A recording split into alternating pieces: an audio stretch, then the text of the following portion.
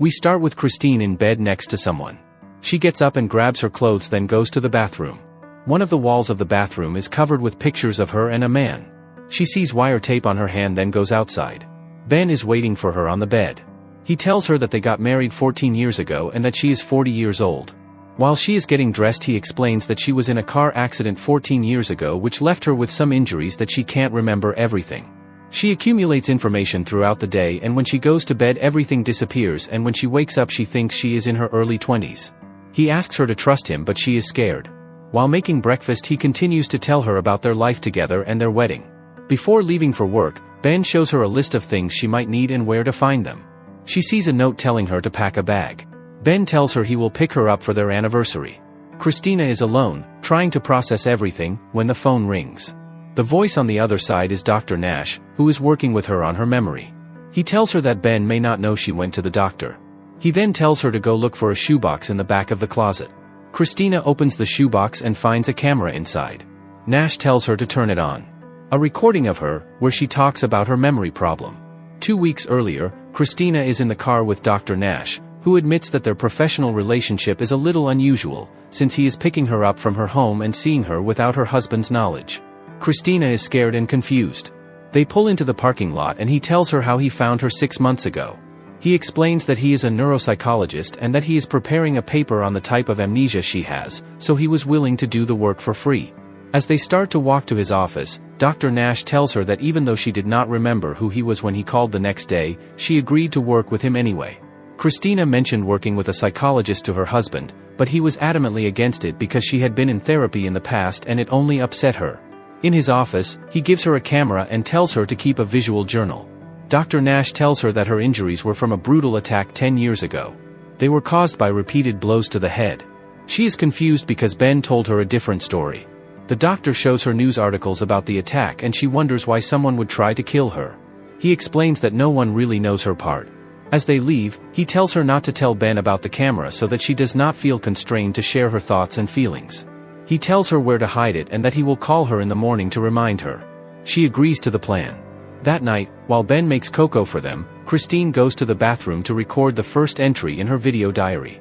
She explains about her memories, and when she hears Ben approaching, she hastily hides the camera and goes to bed, pretending to be asleep already. Christine wakes up the next morning next to Ben. He pretends to still be asleep. They talk about her memories, his life, and her life. She does not understand what she has been doing all day and looks frustrated. Later, she is back in the car with the doctor, watching the video. Christine says that without the tapes, she would believe everything Ben tells her, like about the car crash. She wonders what else he is lying to her about. Dr. Nash says he can't risk calling her on her home phone. Christine tells him she doesn't want to be scared all the time and asks if the treatment he is planning for her will work. Dr. Nash explains that in rare cases, returning to the scene of an attack can help shake the memories, but the reason he goes there is to build trust with her. When they arrive at the industrial complex, they meet the caretaker. He takes them to the place where he found her and says she was naked, wearing only a sheet, and that she was covered in blood. Even then, she couldn't remember anything. Back in the car, she asks Nash what she was doing near the airport.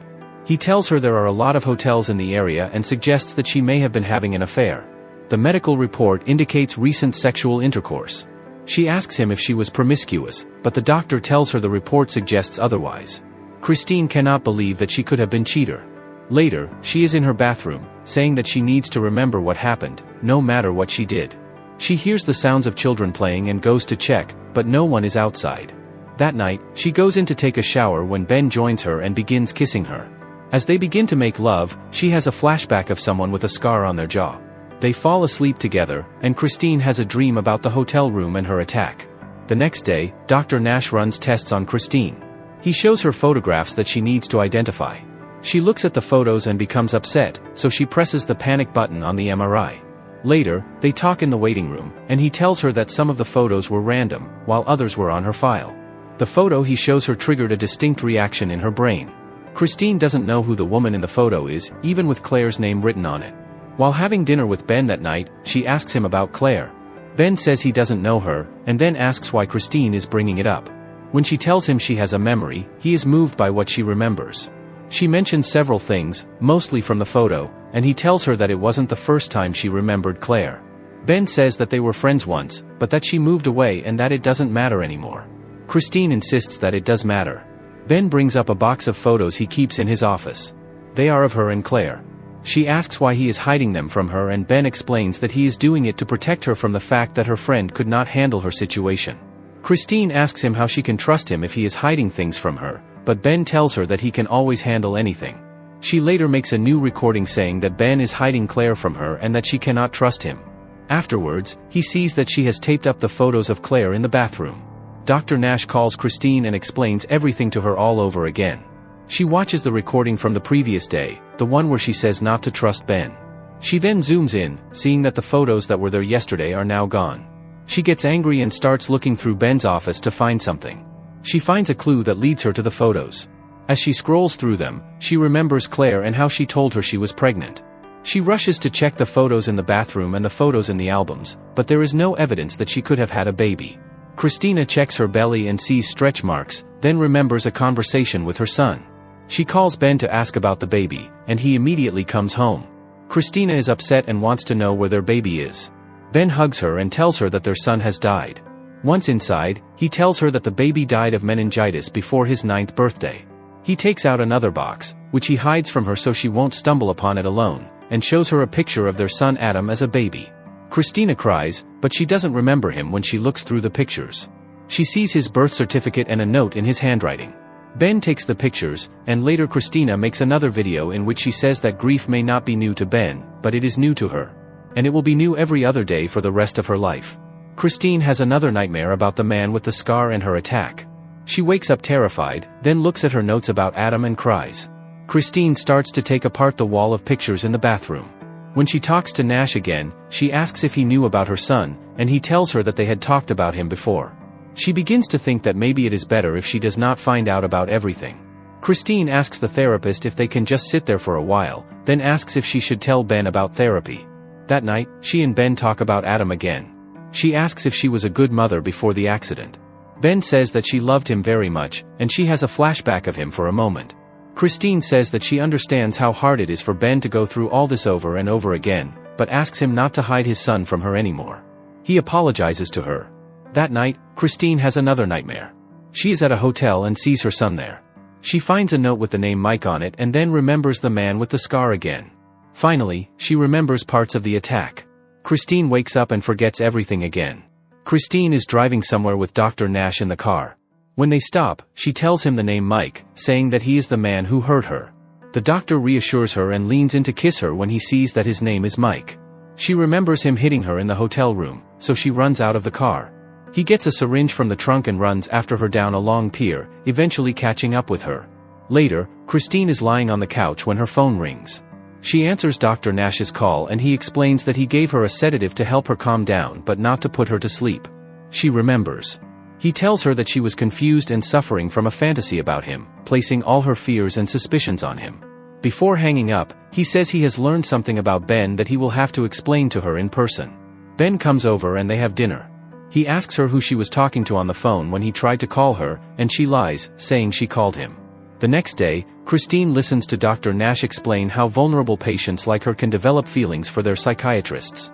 It is less common for psychiatrists to develop feelings for their patients. He says it is unprofessional. She thinks he is her only hope and that they are making progress, when he tells her he will refer her to a colleague. Dr. Nash thinks it would be unethical to treat her any further. But he thinks she's making progress because she remembered to watch the tape before he called her that morning. He then tells her that he found out that Ben moved her from the shelter to a nursing home. The doctor managed to talk to the receptionist, who told him that her friend Claire had been trying to contact her.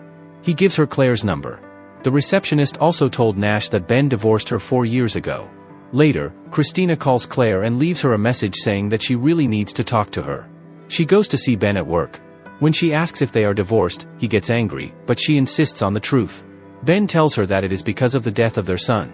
At first, he left her, but he came back and will never leave her again. That same day, Claire calls Christina. She remembers bits and pieces of her, as Claire tells her that she kept calling the nursing home where Christina was placed. She tells her that she misses her and wants to see her. They agree to meet at the observatory in an hour. Christina goes to Claire and waits for her on a bench. When Claire appears, Christina remembers her. They missed each other very much. Christina asks Claire if she was a good mother and she says that she was great. Ben was also a good father. She asks her friend who did this to her. They get drinks and Claire tells her that she was probably having an affair. She eventually confessed to her, but never gave her any details about the man. Claire apologizes to her for telling Ben, but she had to since she had already told the police. Christina thinks that this is why Ben never talks to her about anything, including her. Claire tells her that after the accident, she tried to help Ben and they spent a lot of time together, eventually sleeping together. Because of this, she decided to stay away from him. Before she leaves, Christine gives her a note that Ben left for her with Claire if she was ever good enough to read and understand it. The letter explains his reasons for leaving her. In it, Ben says that the main reason was for the happiness and well-being of their son, who could no longer bear to see her like that. Christine finishes the letter when Ben comes to the house. She records a video of herself talking to Ben, telling him that by the time he sees the video, he will know everything, including that the only thing she feels for him is love. Christine later shows Ben the video she recorded for him and begins to tell him everything that has happened in the past weeks.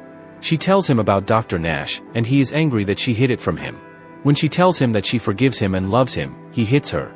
Christina calls Claire and tells her what happened to Ben. She says she will call him and call Christina back. Meanwhile, she records a video in which she says that he hit her. Claire calls her back and says that Ben lives alone and has not seen her for 4 years. She asks her to describe Ben to her. Their descriptions do not match. Claire tells her that Ben has a scar on his face, and Christina has a flashback. The Ben she knows returns, and she runs to the bathroom to check the photos to see if he has a scar.